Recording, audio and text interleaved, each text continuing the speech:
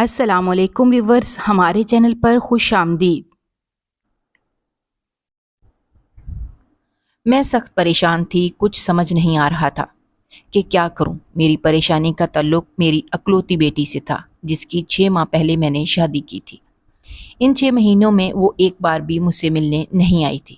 جب بھی گئی تھی میں ہی گئی تھی، مگر سوائے ایک بار کے دوبارہ میری بیٹی کی مجھ سے ملاقات نہیں ہو سکی تھی۔ میرا دل اس کے لیے ہولتا رہتا تھا، اسی لیے کل پھر میں اس سے ملنے گئی تو اس سے تو ملاقات نہیں ہو سکی۔ اس کی ساس نے بتایا کہ بیٹی اور داماد گھومنے گئے ہیں۔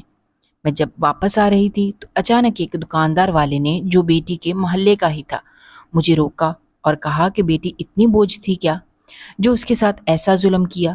کیسی ماں ہو تم؟ میں اس دکاندار کی بات سن کر حیران رہ گئی اور پوچھا کیا ہوا ہے؟ تو طنزیہ نگاہوں سے دیکھتے ہوئے بولا، بی بی بننے کی ضرورت نہیں، پورا محلہ جانتا ہے تمہارے اس ظلم کے بارے میں۔ میں پوچھتی رہ گئی مگر اس نے اور کچھ نہ بتایا۔ اصل میں نے اپنی اکلوتی بیٹی مہرو کی شادی نہایت ہی کم عمری میں کر دی تھی۔ دراصل میرے شوہر کا انتقال ہو گیا تھا جب میری بیٹی مہرو 12 سال کی تھی۔ 3 سال تک زمانے کی خراب نگاہوں سے میں بمشکل اس کی حفاظت کر سکی، کیونکہ جب تک باپ یا بھائی کا سایہ سر پر نہ ہو، جوان لڑکی کی اکیلے حفاظت کرنا بہت مشکل ہوتا ہے۔ جیسے ہی مہرو 15ویں سال میں لگی، میں نے اس کے لیے رشتے دیکھنے شروع کر دیے۔ چھان پھٹک کے بعد ایک رشتہ مجھے اپنی بیٹی کے لیے ٹھیک لگا۔ لڑکا کسی کمپنی میں نوکری کرتا تھا، اپنا گھر تھا، زیادہ لمبا چوڑا سسرال نہیں تھا، صرف ایک ماں اور بڑی بہن تھی۔ وہ لوگ بڑی چاہت سے مہرو کو بیاہ کر لے گئے۔ شروع میں تو کچھ عرصہ وہ مجھے کافی خوش لگی، مگر پھر آہستہ آہستہ وہ مرجھائی سی رہنے لگی۔ کئی بار میں نے اس کے چہرے اور جسم پر چوٹوں کے نشان دیکھے۔ پوچھنے پر کہتی گر گئی تھی یا اس طرح کا کوئی بہانہ بنا دیتی۔ پھر آہستہ آہستہ اس نے مجھ سے ملنے آنا چھوڑ دیا۔ چند بار میں خود اس سے ملنے گئی، مگر اس کی ساس نے کہا وہ گھر پر نہیں ہے۔ پھر کچھ دنوں بعد میں دوبارہ اس کے گھر گئی تو دیکھ کر حیران رہ گئی، وہ لوگ وہاں سے شفٹ کر چکے تھے۔ نہ مجھے اطلاع دی گئی اور نہ نئے گھر کا ایڈریس بتایا گیا۔ میں سخت پریشان رہی۔ پھر کچھ دنوں بعد اچانک داماد گھر آ گیا اور بتایا کہ اسے کمپنی کی طرف سے دوسری جگہ گھر ملا ہے، اس لیے وہ لوگ شفٹ ہو گئے، مگر جلدی میں مجھے بتا نہ سکے۔ خیر، داماد سے میں نے نئے گھر کا ایڈریس لے لیا۔ کچھ دنوں بعد ملنے کے لیے گھر گئی تو داماد گھر پر موجود تھا۔ میں نے بیٹی کا پوچھا تو بولا وہ تو مصروف ہے۔ میں نے دوبارہ پوچھا کہ کہاں مصروف ہے، تو کہنے لگا دراصل کپڑے سی رہی ہے۔ میں حیران رہ گئی اور کہا اسے تو کپڑے سینا نہیں آتے؟ تو کہنے لگا خالہ دراصل اس کو آج کل ڈیزائنر بننے کا شوق چڑھا ہے، اس کے لیے اس نے ایک سلائی سینٹر جوائن کیا ہے، لہٰذا وہ تو شام کو آئے گی۔ میں شام تک نہیں رک سکتی تھی کیونکہ پیچھے گھر کی رکھوالی کرنے والا کوئی نہیں تھا۔ ہمارے محلے میں بہت چوریاں ہوتی تھیں۔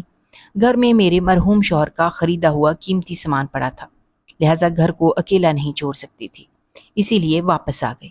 اس کے بعد جب بھی میں گئی، ایک بار بھی میری بیٹی سے ملاقات نہ ہو سکی۔ مجھے یہی کہا گیا کہ وہ سلائی سینٹر گئی ہے۔ میرا گزارا اپنے شوہر کی پینشن پر ہو رہا تھا۔ ہر مہینے کی پہلی تاریخ کو میں بینک میں پیسے لینے جاتی۔ ایک دن میں بینک سے پیسے لے کر پیدل واپس آ رہی تھی۔ روڈ کے دونوں طرف بڑے بڑے بنگلوں کی قطاریں تھیں۔ میں حسرت بھری نگاہوں سے ان بنگلوں کو دیکھتی چلی جا رہی تھی کہ اچانک ایک بنگلے سے میں نے اپنی بیٹی مہرو کو نکلتے دیکھا۔ اس نے اپنا آدھا چہرہ دوپٹے سے چھپا رکھا تھا۔ پہلے تو میں اسے دیکھ کر ہکا بکا رہ گئی، پھر آوازیں دیں، مگر میری حیرانی کی انتہا نہ رہی جب وہ میری آواز سن کر رکنے کے بجائے تیز رفتاری سے چلتی ایک گلی میں غائب ہو گئی۔ چونکہ میں تیز نہیں چل سکتی تھی، اس لیے اس کا پیچھا نہیں کر پائی۔ تاہم وہاں سے میں نے ایک رکشہ پکڑا اور فوراً بیٹی کے گھر کی طرف روانہ ہو گئی۔ جب میں وہاں پہنچی تو اس کی ساس صحن میں لیٹی ہوئی تھی۔ میں نے مہرو کے متعلق پوچھا کہ کہاں ہے، تو کہنے لگی اپنے کمرے میں ہے۔ میں حیران پریشان جب اس کے کمرے میں پہنچی تو دیکھا وہ تو آرام سے سو رہی تھی، اور کپڑے بھی وہ نہیں تھے جو اس نے بنگلے سے نکلتے وقت پہن رکھے تھے۔ میں نے اسے اٹھایا اور جب اس بارے میں پوچھا تو وہ حیران ہو کر بولی، اماں یہ آپ کیا کہہ رہی ہیں؟ میں تو اپنے کمرے میں 3 گھنٹے سے سوئی ہوئی ہوں، اور کسی بنگلے میں کیوں جاؤں گی بھلا؟ اور ویسے بھی کون کسی غریب کو اپنے بنگلے میں گھسنے دیتا ہے؟ مہرو کی بات سن کر میں الجھ گئی اور سوچنے لگی کہ شاید مجھے مغالطہ ہوا ہوگا، وہ لڑکی کوئی اور ہوگی جو مہرو سے ملتی جلتی ہوگی۔ مگر ایک بات مجھے الجھا رہی تھی، اگر وہ کوئی اور بھی تھی تو میری آواز سن کر وہ تیز تیز چلتے ہوئے غائب کیوں ہو گئی تھی؟ اسی بات کی مجھے سمجھ نہیں آئی تھی۔ بہرحال میں گھر واپس آ گئی۔ ایک اور چیز مجھے بہت عجیب لگتی تھی، میں جب بھی بیٹی کے گھر جاتی وہ گھر پر نہیں ہوتی تھی، مگر اس کا شوہر لازمی گھر پر موجود ہوتا تھا۔ جب میں پوچھتی تھی کہ بیٹا نوکری پر نہیں گئے، تو کہتا آج چھٹی تھی دفتر سے، یا طبیعت ٹھیک نہیں تھی، اس طرح کا کوئی نہ کوئی بہانہ کر دیتا تھا۔ میں خاموش ہو جاتی تھی۔ ایک دن میں بیٹی سے ملنے گئی، شام کا وقت تھا۔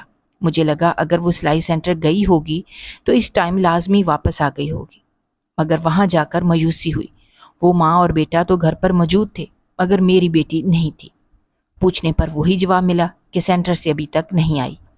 خیر، میں بوجھل دل کے ساتھ واپس آتے ہوئے سوچ رہی تھی کہ اس بار ملاقات ہوئی تو اس کے سینٹر کا ایڈریس لے لوں گی۔ جب ملنے جانا ہوگا تو وہیں چلی جاؤں گی۔ میں ابھی گلی کے نکڑ پر ہی پہنچی تھی کہ پان کی دکان والے نے مجھے آواز دے کر روکا۔ یہ پان والا مجھے جانتا تھا کیونکہ کئی بار ادھر سے گزرتے ہوئے اس کی دکان سے پان لیا تھا۔ اسے معلوم تھا کہ میں یہاں اپنی بیٹی سے ملنے آتی ہوں، میرے داماد سے واقف تھا۔ خیر، مجھے روکنے کے بعد چند ادھر ادھر کی باتیں کرنے کے بعد کہنے لگا، بہن، اکلوتی بیٹی اس قدر بوجھ تھی آپ پر جو ایسے گھر میں بیچ کر اس کی زندگی برباد کر دی؟ میں نے حیران ہو کر پوچھا کہ کیا ہوا ہے؟ تو کہنے لگا، کیا آپ کی بیٹی نے آپ کو کبھی کچھ نہیں بتایا؟ میں نے نفی میں سر ہلایا۔ تو کہنے لگا، پھر اسی سے پوچھے گا۔ میں اس کی بات سن کر سخت پریشان ہو گئی۔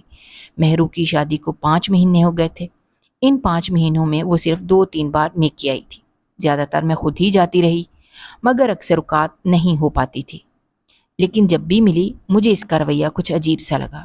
پریشان سی سہمی ہوئی، میرے پوچھنے پر بھی کچھ نہ بتایا، بلکہ الٹا یہ کہہ کر ٹال دیتی کہ اماں آپ کا وہم ہے، میں تو اپنے گھر میں بہت خوش ہوں۔ مجبوراً مجھے اس کی باتوں پر یقین کرنا پڑتا، لیکن اب پان والے کی بات نے مجھے پریشانی میں ڈال دیا تھا۔ میں ساری رات جاگ کر سوچتی رہی کہ میرے سامنے تو میرا داماد اور اس کی ماں اچھے سے پیش آتے تھے، لیکن اگر بیٹی کے ساتھ وہ صحیح نہیں تھے، اسے کوئی مسئلہ تھا تو وہ مجھے کیوں نہیں بتاتی ہوگی آخر؟ میں اس عورت کے ساتھ اس کے گھر گئی۔ 20-22 سال کی اس کی بیٹی تھی، جو بقول اس کے میرے داماد کی سابقہ بیوی تھی۔ جب اس نے مجھے شادی کی تصویریں دکھائیں تو میں شاکڈ رہ گئی۔ اتنا بڑا دھوکہ کیا تھا ان ماں بیٹوں نے مجھ سے۔ میں شدید غصے میں وہاں سے نکلی اور سیدھا بیٹی کے گھر پہنچی۔ ارادہ تھا کہ خوب خبر لوں گی اس کی، سسرال والوں کی، اس دھوکے پر۔ جیسے ہی میں گھر میں داخل ہوئی تو سامنے کا منظر دیکھ کر میرے پیروں تلے سے زمین نکل گئی تھی۔ میری بیٹی چارپائی کے ساتھ بندھی ہوئی تھی، منہ میں کپڑا ٹھونسا ہوا تھا۔ ماں بیٹا دونوں اسے بری طرح پیٹ رہے تھے۔ میں نے شور شرابہ کر کے پورے محلے کو اکٹھا کر لیا۔ محلے والوں کو دیکھ کر میرا داماد فرار ہو گیا۔ میں کوسنے گالیاں دیتی ہوئی بیٹی کو گھر لے آئی۔ زخموں سے چور میری بیٹی نے روتے ہوئے اپنے اوپر ظلم کی جو داستان سنائی، میرا دل درد سے بھر گیا۔ شادی کے شروع کے دنوں میں شوہر اور ساس کا رویہ میرے ساتھ اچھا رہا۔ شوہر صبح کام پر جاتا، گھر میں اور ساس ہوتی تھی۔ ایک ہفتے بعد اچانک وہ گھر بیٹھ گیا اور کہا کہ اس کی نوکری ختم ہو گئی ہے، لہٰذا اب گھر چلانے میں مجھے اس کی مدد کرنی ہوگی۔ میں پریشان ہو گئی اور کہا کس طرح مدد کروں؟ تو مجھے ایک بنگلے میں لے گیا اور کام پر لگا دیا۔ وہاں کی مالکن بہت سخت تھیں، کام کرنے کے ساتھ ساتھ مار پیٹ بھی کرتی۔ میں نے چند دن بعد شوہر سے کہا میں نہیں جاؤں گی بنگلے پر کام کرنے، تو پہلے اس نے مجھے مارا اور پھر چاقو دکھا کر دھمکایا کہ اگر میں نے اس کی بات نہ مانی تو وہ مجھے اور میری ماں دونوں کو قتل کر دے گا۔ اسی خوف سے میں اس کی بات ماننے پر مجبور ہو گئی۔ روزانہ صبح سویرے وہ مجھے ڈیفینس کے بنگلوں میں چھوڑ کر آتا۔ سارا دن میں 3-4 بنگلوں میں کام کرتی اور پھر شام کو واپس گھر آتی۔ ساس اور شوہر سب کو یہی بتاتے کہ میں سلائی سینٹر جاتی ہوں۔ مجھے سختی سے منع کیا ہوا تھا کہ منہ بند رکھنا ہے۔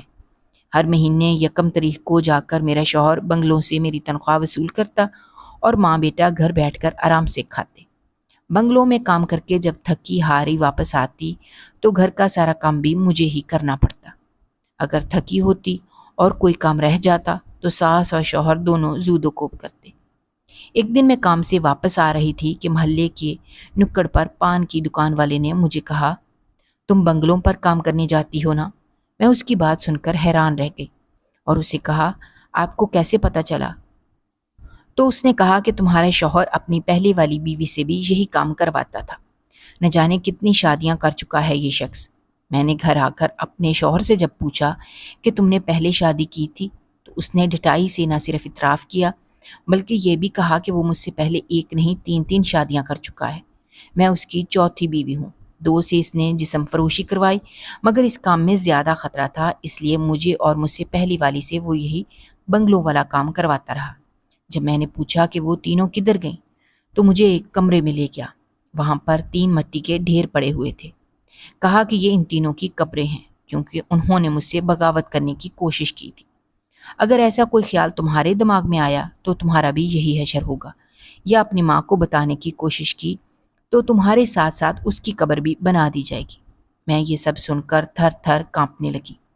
اس کے بعد میں نے اپنے ہونٹ سی لیے، گرچہ مجھے اپنی خاص پرواہ نہیں تھی، مگر ماں کی زندگی عزیز تھی۔ اس کی خاطر میں نے خاموشی اختیار کر لی اور ماں بیٹے کی ہر ناجائز بات مانتی رہی۔ ایک دن میں بنگلے سے کام کر کے واپس آ رہی تھی کہ میں نے روڈ پر اپنی ماں کو دیکھا۔ انہوں نے مجھے پہچان کر آواز دی۔ میں تیز تیز قدموں سے وہاں سے نکل آئی کیونکہ میں نہیں چاہتی تھی کہ انہیں پتہ چلے۔ پھر ان کے سامنے بھی میں مکر گئی۔